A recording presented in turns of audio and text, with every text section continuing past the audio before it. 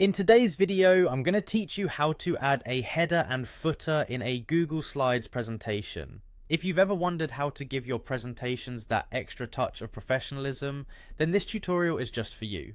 So let's get started. First, you need to go to Google Slides. If you're not familiar with how to do this, simply open your web browser and search for Google Slides. Once you've landed on the web page, you'll need to sign into your Google account if you haven't already. It's important to ensure you're logged in, otherwise you won't be able to access your saved presentations. Now once you're signed in, the next step is to navigate to the Google Slides home.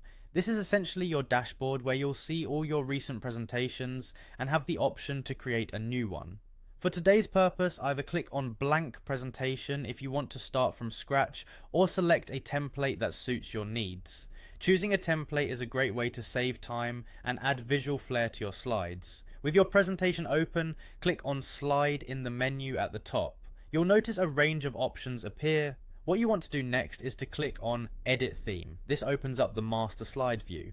Now a quick tip, the master slide is like the control center for your presentation's design. Anything you do here will be reflected across all your slides, so it's important to be precise with your changes. Now it's time to add the actual header and footer. For the header, insert a text box at the top of the slide. Simply click on the text box icon or go to Insert and then Text Box. Position it where you want the header to appear. Type in the text you'd like to include in your header. This could be the title of your presentation, your name, or even a date. Use the toolbar to customize the font style, size and color to match your desired look.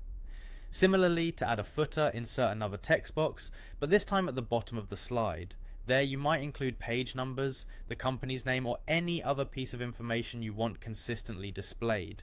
And just like with the header, make sure it looks how you want it using the customization options available. Once you're happy with everything, close the master slide editor by clicking the X at the top right. You'll automatically be taken back to your slide view, and now you'll notice that the header and footer are present on each slide of your presentation. That's all there is to it.